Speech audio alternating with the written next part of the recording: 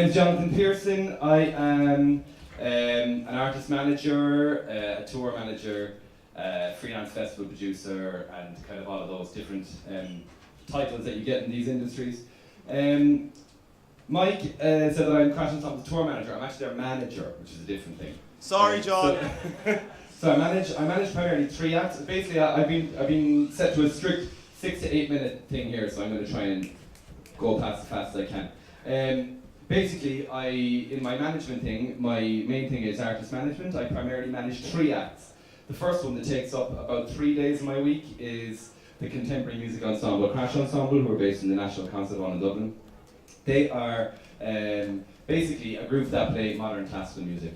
We are a mic'd up, amplified 10-piece ensemble, and we straddle the lines between being an orchestra and being a band. So they're my main group.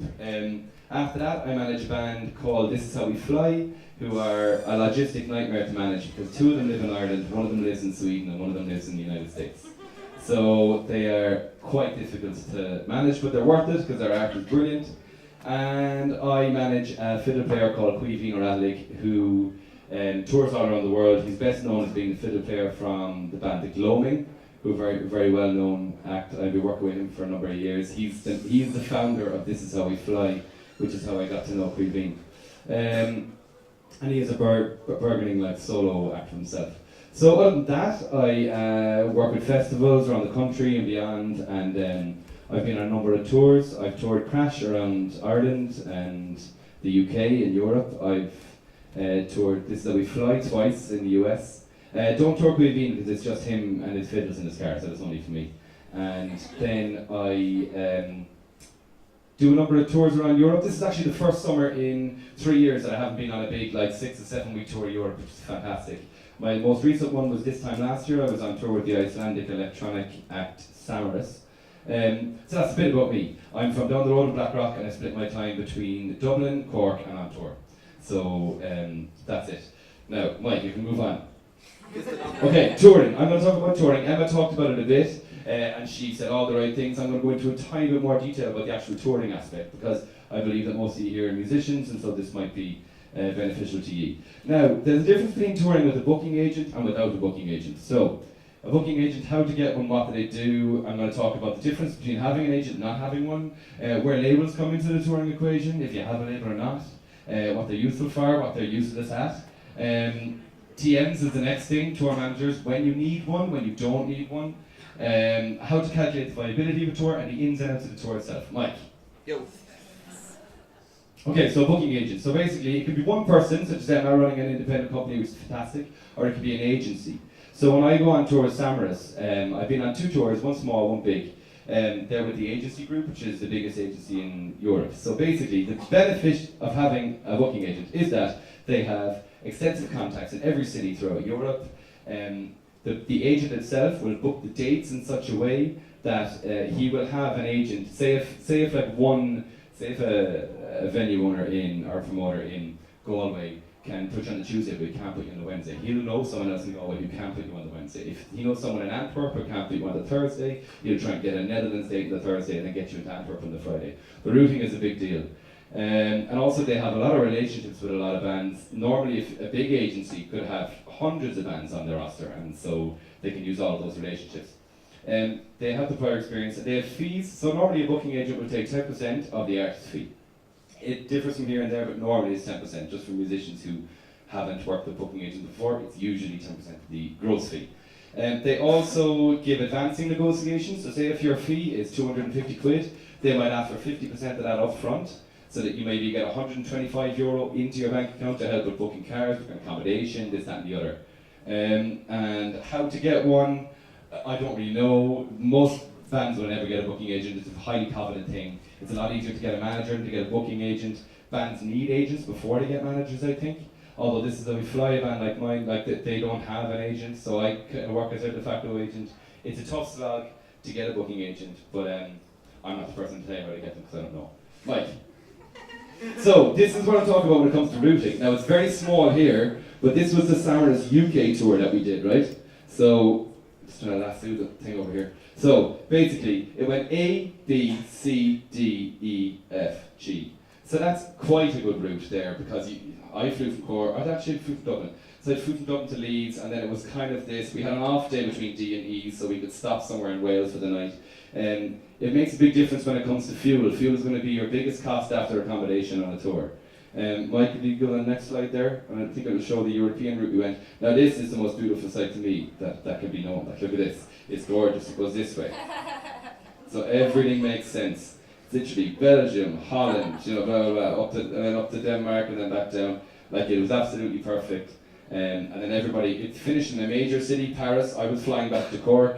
The producer was flying back to Dublin, the sound engineer was flying back to London, and two of the girls were flying back to Reykjavik. Like, a major hub at the end of that is very good. Mike. So if you've no booking agent, which I'm sure most of you don't, it's very difficult to find them, is that the good thing is that you get to keep the entire fee that you're offered. The bad thing is that it's a lot more work.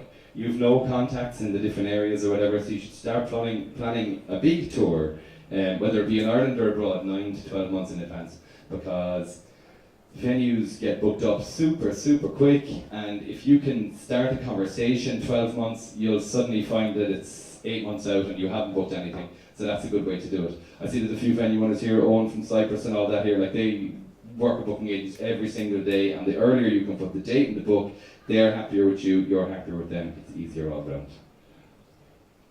So labels, where labels come in. If any of you have a label, like a small label, normally what labels do now is they basically print your stuff, whether it be vinyl or CD, and they also digitally distribute it, and they also kind of act as a PR marketing company. It's like an in-house PR marketing company. When I went on that tour with Samaras, I think they put like 20 quid into each gig, which doesn't sound a lot, but if you're playing like 30 shows, that's like a €600 investment that someone's putting into Facebook ads to try and get people to shows. So there's that, they have an advertising budget, and they have yet another layer of contacts. They could be like, oh, I've another act who's on the label who lives in Utrecht, I can get them to come along, or I can get someone to come along. So having a label on board can be handy, but absolutely not necessary. TMs, okay, that's what I am. I'm a tour manager, which is short for it's TMs. When to get one? It's when the fee means it makes sense. So basically, a tour manager gets a day rate, okay? The absolute mates rate that you're going to get for a professional tour manager is £100 a day, normally. Which averages to about €120. I say pounds because most of the agencies or most of the companies we work with sterling still. That's all going to change now because Brexit, because they're after ruining themselves now. So it'll be euros. So basically, actually, funny story, when I was doing this, I was getting paid in pounds, and I was like, oh, this is going to be great, but Brexit happened in the middle of the tour, so when I got paid in pounds, it ended up being like worth way less than it was when I signed the contract. So look, you live and learn, such is the spice of life. And then, so do your calculations. If you're getting paid 100 quid a gig, or if you're getting paid a split of the fee, don't hire a tour manager. It won't work. If you do have a manager, or if you have a member of your band that's a de facto manager, you can always use him or her to do the logistics that you need to be do. If you can get a tour manager, the main thing they do is they do advancing, which is basically sending a sheet onto a venue saying, what time can we load in, what time do you have gear at, everything down to like, do you have a shower, what's the Wi-Fi code, stuff like that. The further you can advance, the better, because once you get the advancing done, if the tour can just run in a monotonous cycle, that's actually the sign of a happy tour.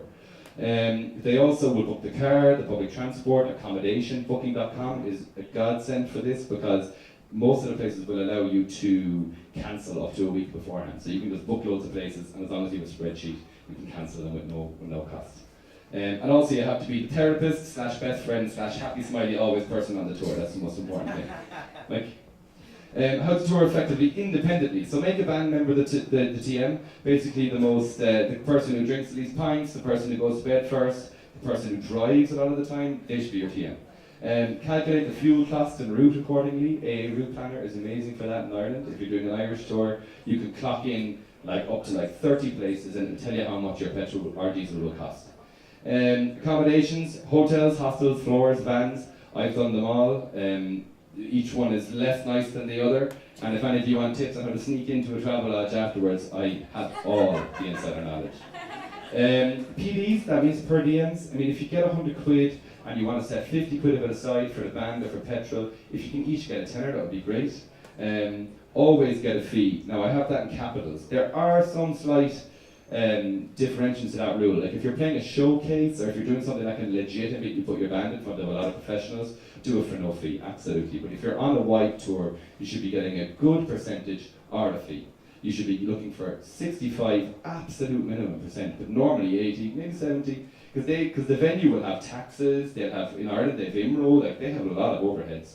So if you can kind of work out what it's going to be, it would be fantastic. A guarantee is always good, but it's not always possible.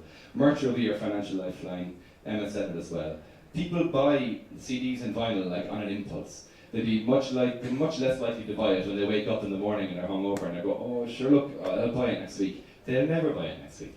So if you have it there, have somebody interactive and happy at your merch stand, you will sell a lot more, you make a lot more money. Utilise other bands' hospitality wherever possible if you need floors and beds. I stayed on the floor in Lincoln once next to like an oven and a cat was on my face. That's just the way it goes, and that's just kind of the groundwork they have to put in. Right. Tips and tricks: never play last if you haven't visited a place before, because a lot of the local crowd will go away. Get the fee in writing if you're getting a fee. An email will do beforehand. Again, you keep tabs on the promoters. Promoters have a lot of bands and a lot of gigs to put on. They have a hard job. Being a promoter is bloody tough. As a band member, you should know that being a promoter is tough, being a venue owner is tough, and if they know that being in a band is tough as well, then that's great. Keep tabs that they're like, post them on their Facebook, post them on their Twitter at the odd time.